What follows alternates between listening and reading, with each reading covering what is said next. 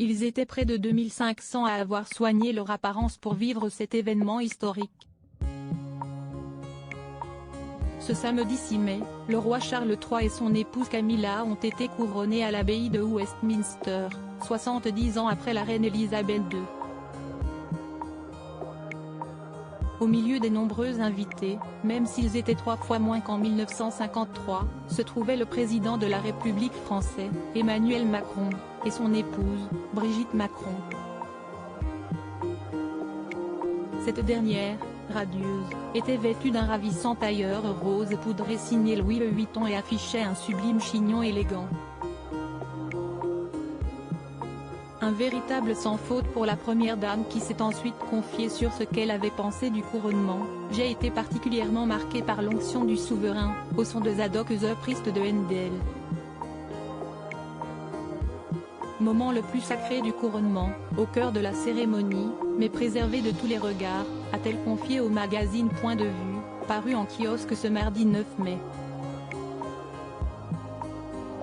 Brigitte Macron, Laetitia d'Espagne, Mathilde de Belgique.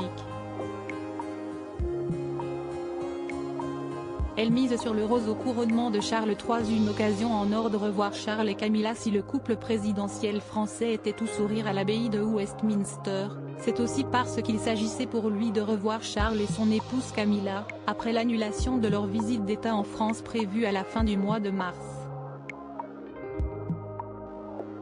Cette visite avait dû être reportée en raison des grèves qui sévissaient dans le pays à ce moment-là. Emmanuel Macron avait, lui, officialisé sa venue à Londres lors d'une allocution à Bruxelles, toujours en mars.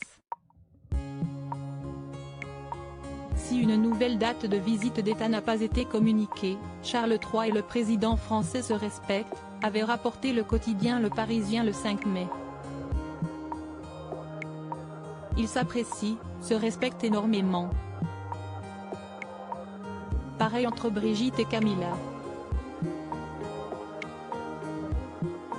Si est d'ailleurs rare qu'un président soit invité pour le couronnement d'un roi, avait révélé Stéphane Bern au journal. En parallèle des événements auxquels il participe et se retrouve, Emmanuel Macron et Charles III ont plusieurs fois échangé en privé au fil des années, notamment après le tragique incendie de Notre-Dame de Paris. Des échanges qui ont, semble-t-il, scellé des liens entre les deux hommes.